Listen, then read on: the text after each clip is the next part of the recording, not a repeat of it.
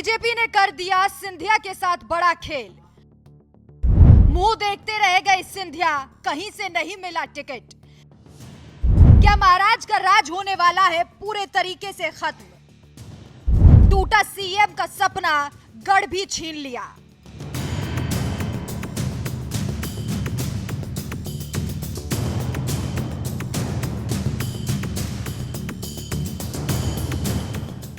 ना घर के रहे और ना ही घाट के।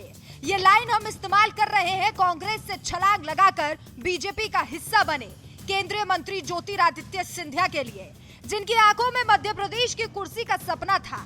आपको याद होगा, उन्हें कांग्रेस में रहते इस बात का बड़ा बुरा लगा था कि सरकार बनने पर कांग्रेस हाईकमान ने उनकी जगह कमलनाथ को बागडोर सौंप दी थी।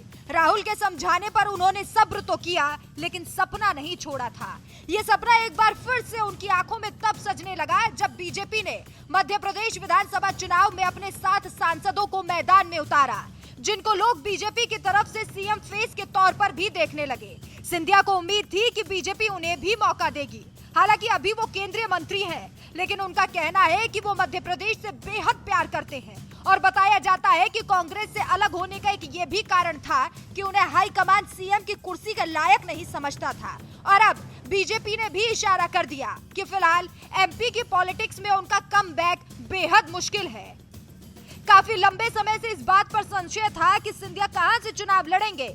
इसे लेकर उनकी सीट को लेकर लगातार चर्चा हो रही थी। खबर थी कि उन्हें गुना या फिर विदिशा की सीट से उतारा जा सकता है।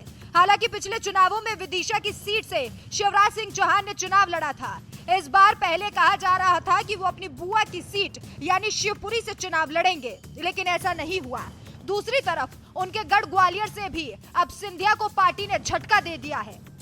दरअसल पार्टी ने अपनी 2 सीटों पर उम्मीदवारों के नाम घोषित कर दिए। ये वही 2 सीटें हैं जिन पर सिंधिया के लड़ने के कयास लगाए जा रहे थे, गुना और विदिशा।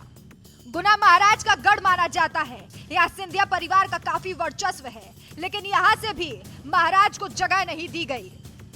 बीजेपी ने गुना विधानसभा सीट से पन्ना लाल शाक्या को उम्मीदवार बनाया। वहीं वर्तमान विधायक गोपीलाल जाटव का टिकट काट दिया है। इसके साथ ही विदिशा से पार्टी ने मुकेश टंडन को उम्मीदवार बनाया।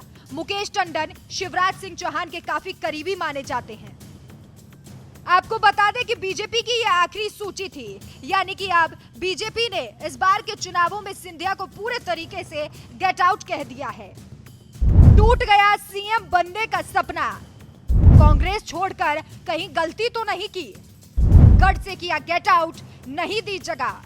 क्या से क्या हो गए सिंधिया देखते देखते। सिंधिया के चुनाव ना लड़ने से क्या संकेत मिल रहे हैं, इस पर भी चर्चा बेहद जरूरी है।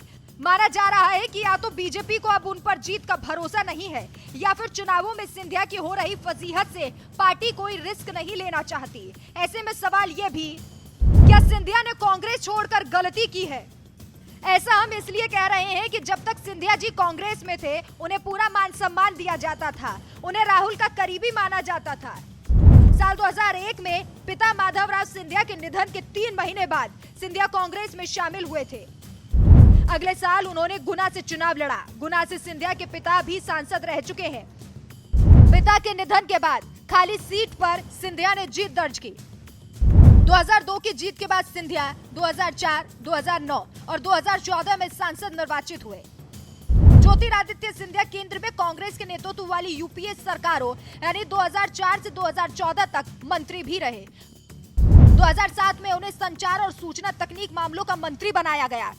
2009 में वे वाणिज्य और उद्योग मामलों के राज्य मंत्री बने और 2014 में वे ऊर्जा मंत्री बने। इन आंकड़ों से आप अंदाजा लगा सकते हैं कि कांग्रेस में उन्हें कितना मान सम्मान मिला। शायद ये सम्मान सिंधिया को पसंद नहीं आया। राहुल गांधी कई बार मंच से कमलनाथ को अनुभवी नेता तो वहीं सिंधिया को भविष्य का नेता बताया करते थे। कांग्रेस ने उन्हें बार बार मौका दिया, इसके बाद भी सिंधिया को संतुष्टि नहीं मिली।